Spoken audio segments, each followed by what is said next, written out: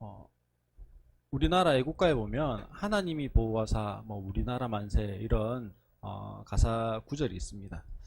물론 지금은요 우리가 아는 것처럼 하느님이 보호하사 뭐 우리나라 만세 이렇게 특정 종교의 색깔을 드러내는 것 같다 이렇게 해서 그 가사가 바뀌었어요. 근데 사실은요 이 애국가라고 하는 거를 뭐 작자 미상이죠. 정확하게 작사는 누가 했는지 몰라요. 작곡은 한 사람이 이제 새로 한 사람이 있어서 작곡가는 있는데 작사는 미상이야. 근데 어, 대부분이요 이게 그 성도들이 그 가사를 붙였어요. 그리고 그 찬송가에 나오는 어, 찬송가 읽지만 사실은 저 어디죠? 예, 스코틀랜드 민요에다가 그 멜로디를 붙여서 부르다가 뒤에 지금의 그 곡을 붙여서 애국가가 되어졌습니다. 그러다 보니까요 자연스럽게 우리나라를 보호해 주시는 분이 지금 가사처럼 하늘님이 아니라 예, 하나님이 우리를 보호하고 계신다라고 하는 믿음의 고백이자 신앙의 고백이 그 애국가 안에도 자연스럽게 들어가 있었던 겁니다. 이렇게 그 하나님의 보호하심을 받는 인생과 하나님의 보호하심이 없는 인생의 차이가 분명히 있는 것을 알 수 있습니다. 오늘 본문 7절에 보면요.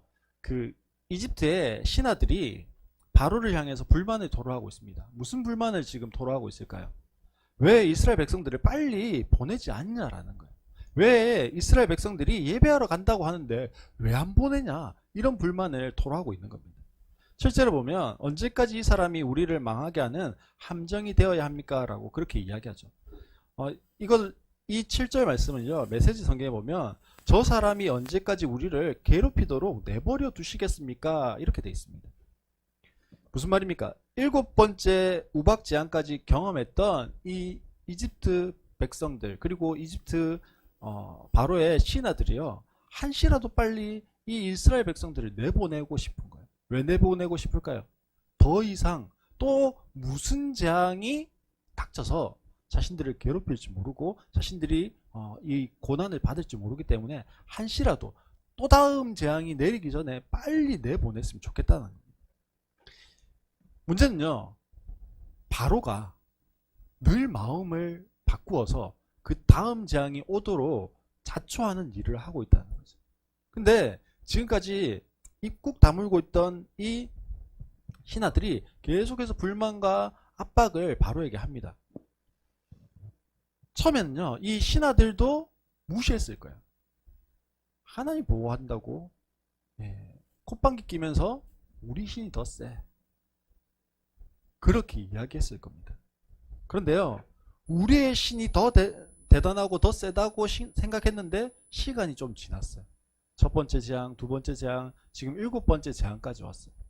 그러면서 점점 느끼는 것은 무엇이냐면 우리가 믿고 있던 그 신은 허상이었네 라고 하는 거예요. 그리고 그 히브리 노예들의 하나님이라고 하는 그 하나님, 요즘 말로 하면 그 하나님이 찐이었네 뭐 이런 거예요. 그러니 어떻게 됩니까?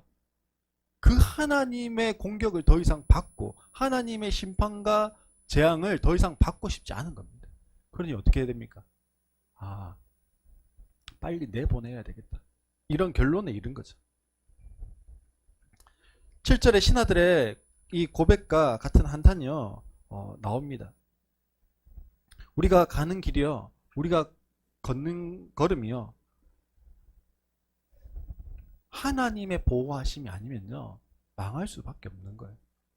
우리는 때때로 느끼지 못할 수도 있습니다. 아, 이게 하나님 보호하심이었구나, 하나님의 인도하심이었구나 모를 수는 있지만 분명한 것은 내 삶 가운데 하나님의 보호하심과 인도하심이 있었어요.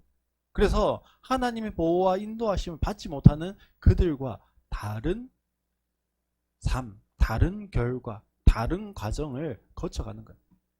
물론요, 그 길이 하나님의 보호와 인도하심이라고 해서 무조건 이렇게 고속도로를 가는 것처럼 뻥 뚫려 내 인생에 아무런 뭐 어려움이 없었다 그 말이 아니죠.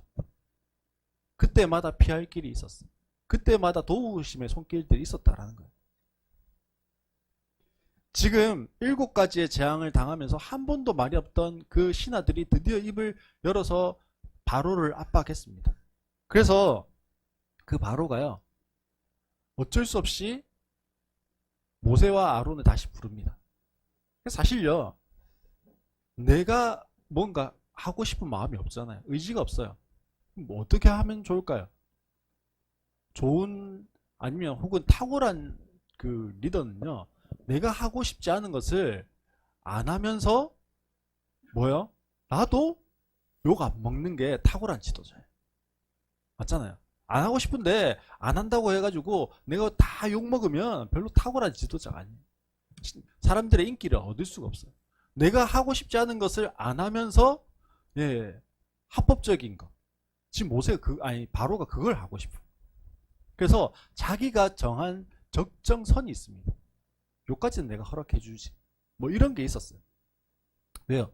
하기 싫은데 신하들이 하도 보내지 않냐라고 그 책임을 누구에게 돌리고 있으니까요. 자신에게 돌리고 있으니까 그 책임이 나한테 있는 것이 아니라 쟤네들한테 있어라고 하는 것으로 모세와 아론에게 돌려야 되는 거예요. 그러면서요, 8절에 이야기합니다. 너희는 가서 주 너희의 하나님께 예배하여라. 와, 분명히 지금 처음으로 허락을 했어요. 허락합니다. 그런데 다음 질문이요, 아주 묘합니다. 살짝 꼬아놨어요.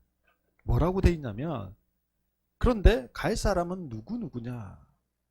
처음부터요, 모든 이스라엘 백성들이 예배하겠다고 했는데 바로는 누구는 가서 예배할 거냐라고 인원을 이야기하는 거예요. 정해놓았어요. 자기가 생각하는 몇몇 대표가 있었다라는 거예요. 요 정도까지 내가 보낼 수 있어. 그 인원 이상은 안 돼. 이게 바로가 생각했던 그 적정선이라는 거예요. 그 적정선을 이미 바로는 딱 정해놨어요. 그리고는 그 적정선을 넘으면 이거는 뭐예요? 협상이 결렬되는 거예요. 누구 때문에? 욕심부렸던 모세와 아론 때문에. 지금 그렇게 딱 계획을 짜놓은 겁니다. 근데요, 한번 생각해 보세요. 바로가 적정선이라고 그어두었던 그 선이요, 진짜 적정선일까요? 단지 그건요, 바로가 만들어낸 적정선이에요. 하지만 그 이상은요, 안 되고 그것을 넘어설 수 없다고 바로는 이야기해요. 그게 맞는 거다라고 이야기해요. 진짜 그럴까요? 꼭 그렇진 않겠죠. 코로나 시대를 살아가는 우리들도 충분히 공감할 수 있는 부분입니다. 지금 3단계고 3단계에서 몇 명이 모여야 되고 4단계에서는 몇 명이 모여야 된다. 뭐 이런 이야기들을 합니다. 어디는 몇 명이 모이고 어디는 몇 명이 모여야 된다. 이렇게 이야기해요. 근데 사실요, 그것이 어떻게 적정선인지에 대한 설명은 없어요. 그것이 어떻게 예방 효과를 가지고 안전을 보장하는 것인지에 대한 설명은 없어요. 그냥 이렇게 해. 안 하면 벌금, 안 하면 행정명령, 뭐 모든 직종에 모든 것에 다 적용되는 거겠죠. 사실 내가 정한 한계, 내가 정한 가능한 선, 내가 정한 허용 범위, 내가 정한 되는 사람과 안 되는 사람, 물론 이게요, 사람마다 다 있어. 사실은 내 주관적인 거면서 그게 되게 뭐한 것처럼요, 아주 합리적이고 객관적이고 정당한 것처럼 이야기할 경우가 참 많이 있죠. 지금 바로가 그렇게 하고 있는 겁니다. 왜 그렇습니까? 모두 내가 주인이 되어서요, 내가 판단하고 결정하기 때문에 그런 거예요. 내가 하나님이 되어서 누구누구는 되고 누구누구는 안 되고, 누가 하는 거는 되고 누가 하는 건 안 되고, 이건 되고 저건 안 되고 라고 내 잣대로 내가 평가하는 겁니다. 우리 안에 혹시 이런 바로의 모습이 없을까요? 바로가요, 상황에 떠밀려서 모세와 아론을 불렀어요. 근데 별로 의지가 없습니다. 그러니 어떻게든 협상을 결렬시키려고 하는 그런 이 바로의 그림이 있는 거예요. 그래서 8절에 갈 사람 누구냐라고 적정선을 이야기합니다. 9절에 바로가 생각한 그 적정선이 아닌 대답을 하고 있습니다. 9절은 뭐라고 대답합니까? 모세와 아론이 이렇게 대답합니다. 어린아이와 노인들을 비롯하여 우리의 아들과 딸을 다 데리고 가며 우리의 양과 소도 몰고 가야 합니다. 예. 이 모세와 아론이 미친 것 같아요. 뭐 남녀노소 뭐 이거는 그렇다 치고 못 떠요? 양과 소도 데리고 가야 됩니다. 뭐 이렇게 이야기해요. 사실요, 이 대답이요, 바로가 기다리던 대답일 수 있습니다. 왜요? 이렇게 무리한 요구를 하니까 안 돼 라고 하면 신하들도 할 말이 없잖아요. 나는 최선을 다했어. 예. 그런데 바로가 최선을 다했는데 누가 너무 무리한 걸 요구했어요? 모세와 아론이 너무 무리한 걸 요구해서 안 된 거야. 이제부터 재앙이 내린다면 그건 누구 때문이야? 예, 모세 때문이야. 아론 때문이야. 그렇게 이야기할 수 있는 거예요. 그래서는요, 이 10절에서는 9절의 모세의 대답에 대한 평가를 합니다. 뭐라고 이야기합니까? 너희와 너희 아이들을 함께 보내게 할 것 같으냐? 어림도 없다. 너희가 지금 속으로 뭘 한다고요? 악한 음모를 꾸미고 있음이 분명하다. 이렇게 이야기합니다. 지금 모세와 아론이요, 갑자기 너무 무리한 요구를 하고 있는 걸까요? 사실은 아니에요. 지금까지 계속해서 해왔던 이야기를 또 한 겁니다. 5장 1절에 보면요, 주 이스라엘의 하나님 말씀하시기를 나의 백성을 보내라. 그들이 광야에서 나의 절기를 지켜야 한다. 여기에서요, 나의 백성은요, 그 장정만 이야기할까요? 아니에요. 이스라엘 백성 전체를 이야기하는 거예요. 7장 16절에도 보면요, 나의 백성을 보내어 그들이 광야에서 나에게 예배하게 하여라 하셨는데도 임금님은 아직까지도 그 말씀을 듣지 않았습니다. 분명히 들었어요. 바로가 무슨 요구를 했는지. 8장 1절에서도요, 나의 백성을 보내라. 그들이 나를 예배할 수 있게 하여라. 9장 1절에서도 이게 사실은 8장 1절, 9장 1절 뭐 이게 전부 다 재앙 내리면서 했던 이야기들이에요. 나의 백성을 보내어라. 그들이 나에게 예배 드리게 하여라. 9장 13절에도 보면요, 나의 백성을 보내어라. 그들이 나에게 예배 드리게 하여라. 하나님은요, 모세의 입을 통해서 끊임없이 이스라엘 백성 전체를 보내라고 요구하셨어요. 근데 그때마다 바로는요, 자기가 듣고 싶은 것만 들었던 거예요. 그리고는 지금도 자기가 듣고 싶은 거, 자기가 정해놓은 그 선에서 뭐 하고 있는 겁니까? 누구누구 보내줄까? 뭐 이렇게 이야기하고 있는 겁니다. 다른 이야기를 하는 거 아니에요. 근데 누구누구가 갈 거냐라고 하면서 지금 바로가요, 대단한 호의를 베푸는 것처럼 이야기하고 있어요. 근데 사실은요, 호의가 아니죠. 뒤집어 씌우기 위한 호의인 척 지금 가면을 쓰고 있는 겁니다. 지금 바로는요, 너희들이 너희 신을 찾고 예배 드리는 건 전혀 상관이 없다. 마음대로 해라. 그렇게 이야기하는 거예요. 그러니 얼마든지 가서 예배를 드려라. 근데 누구만 가라? 바로가 생각한 적정선은 누구예요? 장정만 가는 거예요. 장정만 가서 예배 드리는 게 바로가 생각한 적정선이었습니다. 근데 너무 무리한 요구를 하니까 협상이 결렬됐어. 이렇게 이야기하는 거죠. 그러면요, 지금 바로가 왜 장정들은 얼마든지 가서 예배 드려라 그렇게 큰 소리를 치고 있는 걸까요? 사실요, 장정이라고 할 때 대부분 결혼한 가정이 있는 아버지들 뭐 이런 의미가 있습니다. 그러니요, 가정이 있고 아내가 있고 자녀들이 있는 이 남편들이요, 예배 드리러 광야로 갔어요. 하나님 약속 말씀하시는 곳으로 갔어요. 어떻게 해야 될까요? 이제 가나안 땅으로 그 길로 바로 가면 될까요? 아니요. 처자식들이 있으니까 다시 돌아올 수밖에 없는 거예요. 바로는요, 그 너무 잘 알고 있었어요. 그러니 이 자녀들과 아내는 뭐예요? 볼모죠, 볼모.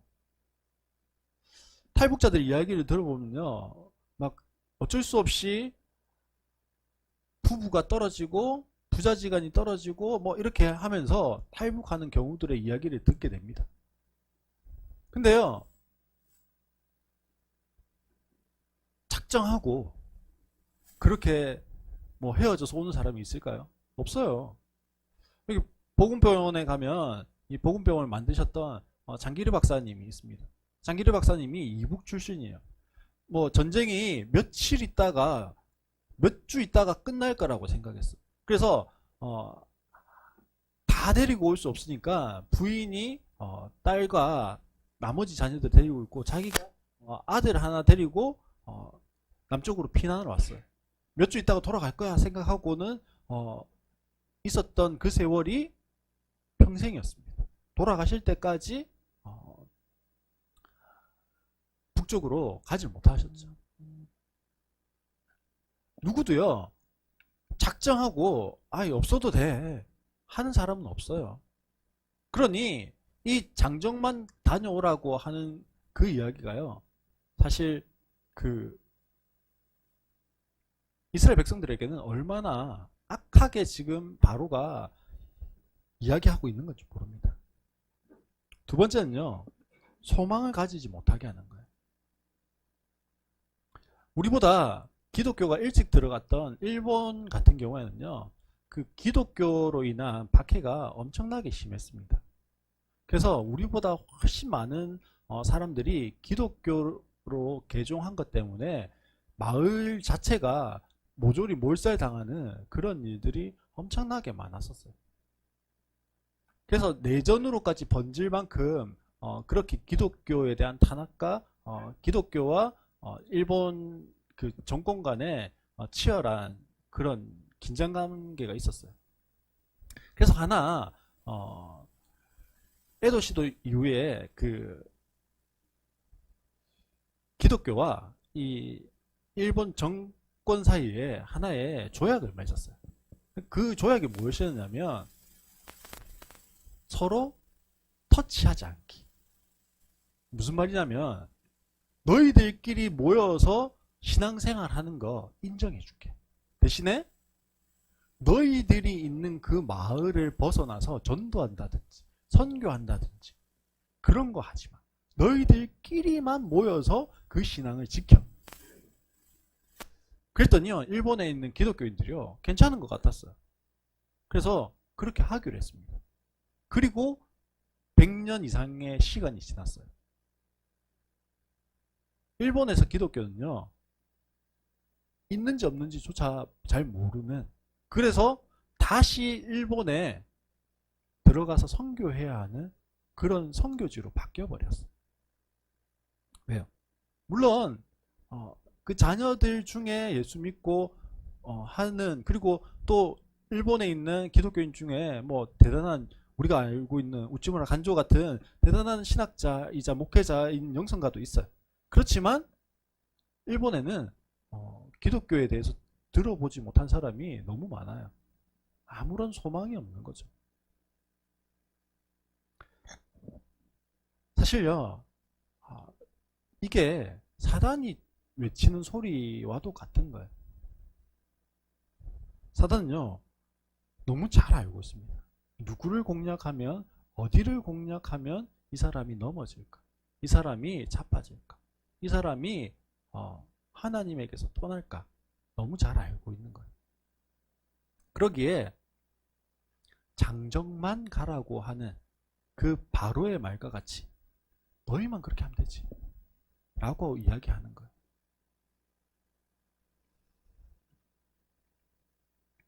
그래서 우리의 그 다음 세대들을요 너희만 하고 그 다음 세대는 냅둬, 이렇게 사단이 속삭일 수 있는 겁니다. 10절 말씀에 너희와 함께 있는 너희의 주가 나를 감동시켜서라고 그렇게 되어 있습니다. 메시지 성경에 보면요 이 10절 말씀이 하나님의 복을 빌어주며 너희를 보낼지언정 이렇게 되어 있습니다. 무슨 말입니까? 하나님이라도 그것은 들어줄 수 없는 말이다. 즉 하나님이 바로에게 이야기해서 야 다 보내 라고 이야기해도 그거는 들어줄 수 없는 거야. 불가능한 거야. 지금 누구와 누구를 비교합니까? 하나님과 자신을 비교해서 내가 하나님보다 높아, 그러니 그거는 불가능한 거야, 그렇게 이야기하는 거예요.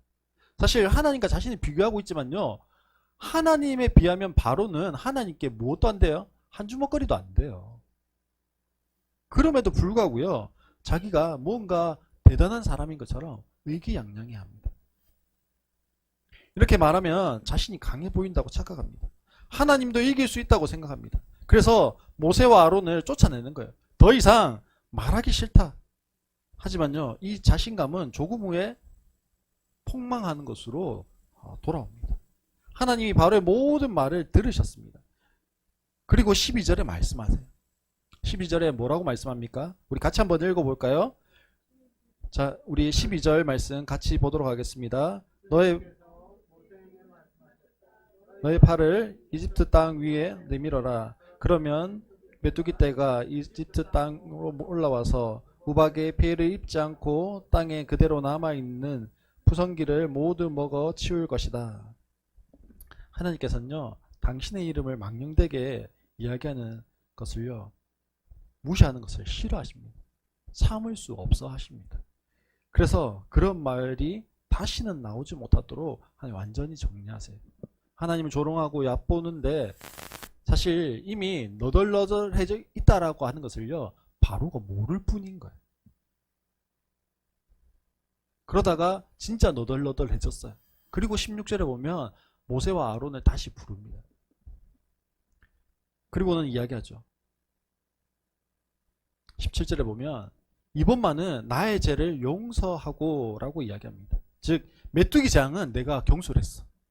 내가 그렇게 이야기하는 게 아닌데 경솔했어. 용서해줘. 뭐 이렇게 이야기하는 겁니다. 사람이 얼마나요 얼굴이 두꺼운지 몰라요. 조금 전에는 하나님이라도 내 밑인데 안 돼. 뭐 이러다가 재앙 한번 만나고 나니까 내가 경솔했다. 이번만 용서해라. 뭐 이러면서 또 이야기하고요. 그러다 또 얼굴 바꾸고. 사실 우리의 일상 가운데서도요, 우리가 만나는 사람들 중에 저거 한 주먹거리도 안 되는데 싶은 그런 사람들 있잖아요. 그런 상황들 있잖아요. 근데 끊임없이 우리를 막 찔러요. 끊임없이 우리를 자극합니다. 그리고 끊임없이 우리를 조롱해요. 그리고 우리를 얕보는 그런 사람들이 있어요. 오늘 하루도요, 그런 일들을 만날 수 있습니다. 나를 조롱하고 나를 얕보고 나를 찌르고 저거 진짜 한 주먹 뭐 이렇게 마음이 막 올라오는 그런 일들을 당할 때가 있어요. 근데 그런 일들을요, 나 때문에 당하건 아니면 내가 가지고 있는 신앙 때문에 당하건 분명한 것은요, 분명히 한 주먹거리도 나한테도 안 되는데 내가 참는 거예요. 내 신앙 때문이건 아니면 무엇 때문인 간에 참는 거예요. 내가 정리할 수 있어요. 근데 내가 정리하면요, 꼭 무엇이 생겨요? 부작용이 생겨요. 사단이 나요. 그래서 어떻게 해야 되는 겁니까? 가장 깔끔하게 정리하는 방법. 어떻게 하면 가장 깔끔하게 정리할까요? 예? 예. 한번 따라해 볼까요? 주님께 토스. 예. 제가 정리하고 싶은데요. 제가 복수해 주고 싶은데요. 제가 응징하고 싶은데요. 그렇게 하면 내 안에 그 영향이 남아있든지 부작용이 생기든지 아니면 상황적으로 부작용이 생기든지 환경적으로 부작용이 생겨요. 분명히. 그런데 주님께 토스하면요, 가장 깔끔해져요. 가장 확실하게 정리해 주십니다. 주님이요, 바로 정리할 수 없어서 지금 바로를 참고 계실까요? 그 참담한 말을 듣고 있는 주님 마음 어떠실까요? 하지만 하나님은요, 메뚜기 재앙을 이미 준비하시고 메뚜기 재앙을 통해서 바로에게도 이스라엘 백성에게도 하나님 내심을 드러내십니다. 그리고 주님께서 깔끔하게 그 말이 쏙 들어가도록 정리도 하시죠. 이제 하나님의 대응이 8번째 재앙이에요. 하나님께서 모세를 통해서 하신 일이 무엇입니까? 하나님 모세를 통해서 하신 일이요, 첫 번째는 동풍이 불게 하신 거예요. 동풍이 불어왔어요. 그리고 두 번째는요, 그 동풍이 메뚜기 떼를 몰고 오는 바람이 되게 하셨어요. 그 동풍을 타고 온 이집트 땅에는요, 메뚜기가 창궐을 했어요. 그래서 이집트 사람들의 삶의 근간을 흔들었습니다. 사실 이집트 사람들이요, 메뚜기를 처음 본 걸까요? 아니에요. 보통은요, 이집트에 저 아프리카 쪽에서 남풍이 불어와요. 그 남풍을 타고 메뚜기 떼들이 왔어요. 남풍 혹은 남서풍이 불어와서 메뚜기들이 좀 이렇게 지나가는 일들이 있었습니다. 근데요, 지금 어디에서 바람이 불었다고요? 동풍이 불었대. 이 동풍은요, 그 아라비아 사막에서 불어오는 바람이에요. 이쪽에서 바람이 불어가지고 오는 일이 이 이집트 땅에 거의 없어요.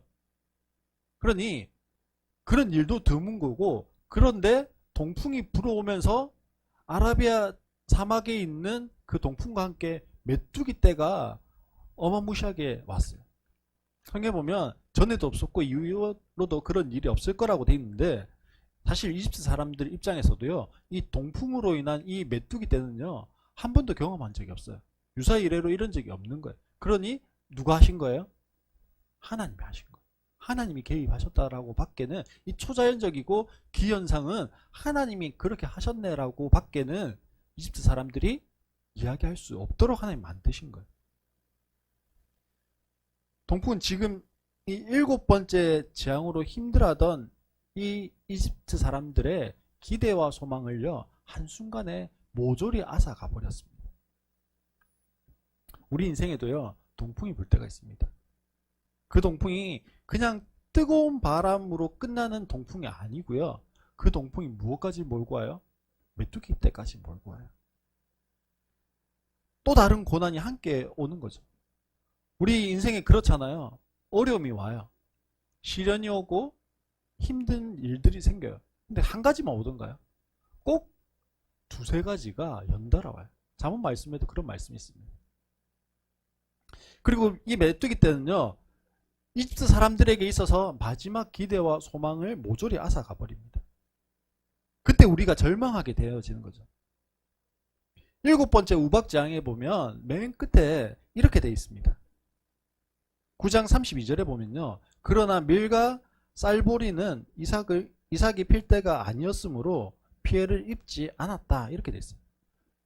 요 밀과 쌀보리는요, 아직 땅 속에서 싹이 안 난 상태였어요. 그래서 우박이 떨어졌지만 아직 싹이 안 났으니까 피해를 입지 않았어요. 그런데 이제 메뚜기 재앙이 닥쳤습니다. 15절에 뭐라고 되어 있습니까? 우박이 피해를 입지 않고 남아있는 나무의 열매와 땅의 푸성기를 모두 먹어치워서 이집트 온 땅에 있는 들의 나무와 푸른 푸성기는 하나도 남지 않았다.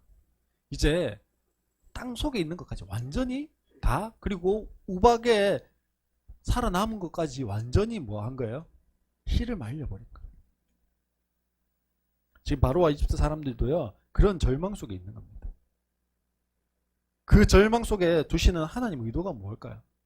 그 절망을 보시는 하나님 마음은 어떨까요? 와, 꽃이다. 그래, 너희들이 나를 그렇게 조롱해? 이제 알겠어?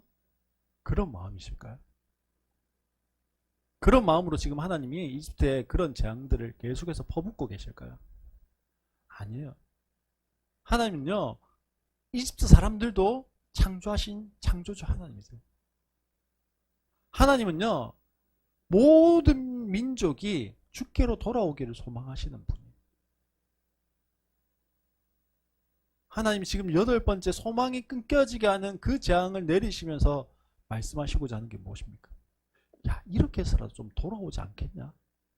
그렇게 말씀하고 계시는 겁니다. 그게 하나님 마음이에요. 그리고 그 절망 속에 바로는요, 다시 회개하는 척 합니다. 아니, 그 상황에서는요, 회개했을 수도 있습니다. 아무튼 하나님은 그 문제를 해결해 주시죠. 어떻게 해결해 주십니까? 서풍을 불게 하십니다. 바로가 아무리 동풍을 막아보려고요, 온갖 애를 써요. 근데 동풍이 막아지나요?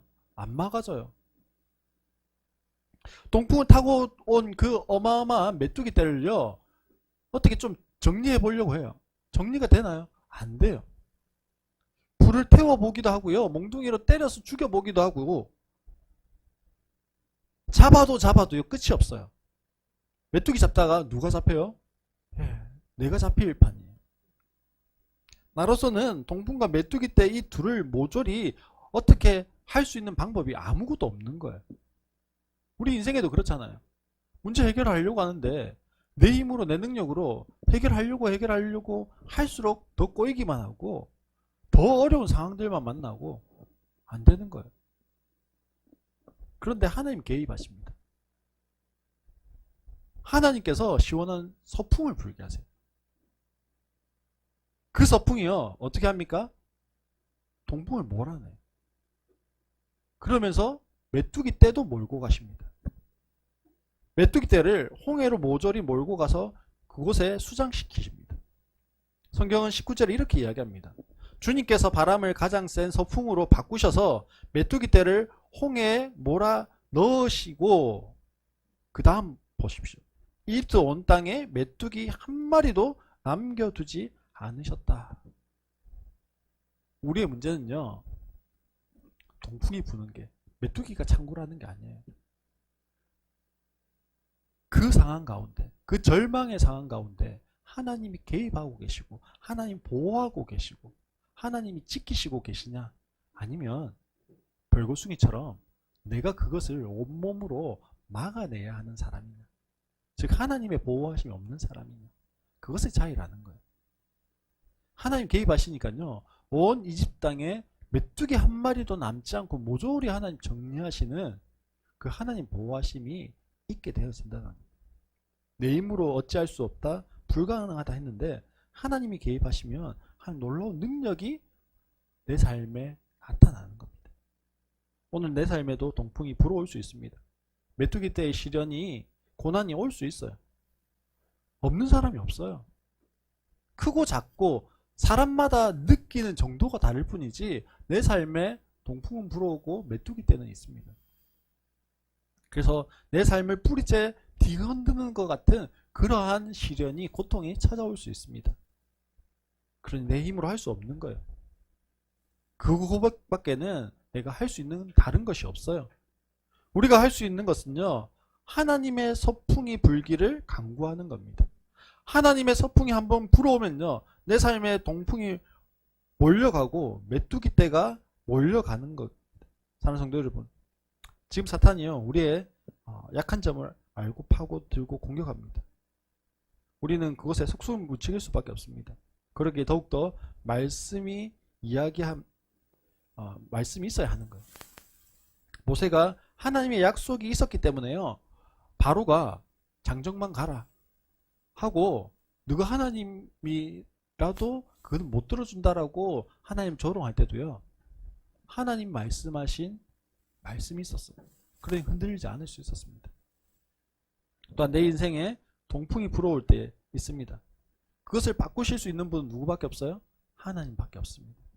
사랑하는 성도 여러분, 우리의 삶 가운데요, 그 하나님의 도우심을 구할 수 있기를 바랍니다.